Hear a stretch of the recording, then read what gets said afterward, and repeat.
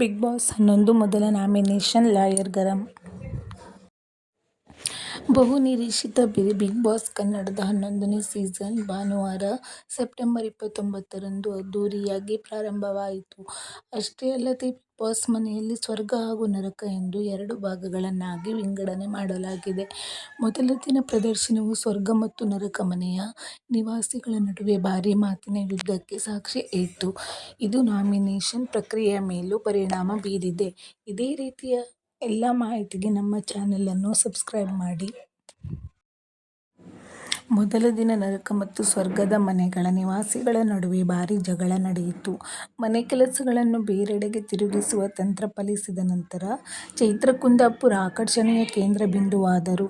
ಅನೇಕರು ಅವರ ತಂತ್ರವನ್ನು ಮೆಚ್ಚಿದರು. ಇತರರು ಅವಳ ಅತಿಯಾದ ಕಿರುಚಾಟವನ್ನು ಖಂಡಿಸಿದರು. ಹಾಗಾಗಿ ಮೊದಲನೆಯ ದಿನವೇ ಚೈತ್ರ ಕುಂದಾಪುರ ಅವರು ಡೈರೆಕ್ಟ್ ಆಗಿ ನಾಮಿನೇಟ್ ಆಗಿದ್ದಾರೆ. ನಂತರದ ದಿನ ನಾಮಿನೇಟ್ ಪ್ರಕ್ರಿಯೆಗೆ ಟಾಸ್ಕ್ ಅನ್ನು ನೀಡಿದ್ದರು. ಅದರ ಪ್ರಕಾರ ನಾಮಿನೇಟ್ ಆದವರ ಪಟ್ಟಿ ಕೆಳಗಿನಂತಿದೆ. ಮೊದಲನೇ ವಾರವೇ ನಾಮಿನೇಟ್ ಆದವರ BBK 11 ಸ್ಪರ್ಧಿಗಳ ಪಟ್ಟಿ: ಭವ್ಯ ಗೌಡ, ಚೈತ್ರ, ಗೌತಮಿ, ಹಂಸ, ಜಗದೀಶ್, ಮಾನಸ, ಮಂಜು, ಮೋಕ್ಷಿತಾ, ಶಿಶಿರ್, ಯಮುನಾ. ಯಮುನಾ ಅವರು ಗೌತಮಿ ಜಾಧವ್ ಅವರನ್ನು ನಾಮಿನೇಟ್ ಮಾಡಿದರು. ನಂತರ ಘರ್ಷಣೆ ಶುರುವಾಯಿತು. ನರಕವಾಸಿಗಳ ಜೊತೆಗೆ ಹೆಚ್ಚು ಸಮಯವನ್ನು ಕಳೆಯುತ್ತಾರೆ ಎಂದು ಕಾರಣವನ್ನು ನೀಡಿದರು.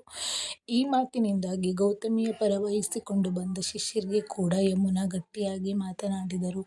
ಭವ್ಯ ಗೌಡ ಸಹ ಗೌತಮಿ ಜಾಧವ್ ಅವರನ್ನು ಇದೇ ಕಾರಣವನ್ನು ಉಲ್ಲೇಖಿಸಿ ನಾಮಿನೇಟ್ ಮಾಡಿದ್ದಾರೆ. ಗೌತಮಿ ನರಕವಾಸಿಗಳ ಬಗ್ಗೆ ಸಾಫ್ಟ್ ಕಾರ್ನರ್ ಹೊಂದಿರುವಂತೆ ತೋರುತ್ತಿದೆ ಎಂದು ಭವ್ಯ ಗಮನ ಸೆಳೆದರು. ನಾಮಿನೇಷನ್ ಕಾರ್ಯವು ಮೈತ್ರಿಗಳು ಮತ್ತು ಸಂಘರ್ಷಗಳನ್ನು ಮೇಲ್ಮೈಗೆ ತರುವುದರೊಂದಿಗೆ ಬಿಗ್ ಬಾಸ್ ಕನ್ನಡ 11ರ ಮೊದಲ ವಾರವು ಈಗಾಗಲೇ ತನ್ನ ನಾಟಕ ಮತ್ತು ಅಧಿಕಾರದ ಹೋರಾಟಗಳ ಪಾಲನ್ನು ತಲುಪಿಸುತ್ತಿದೆ.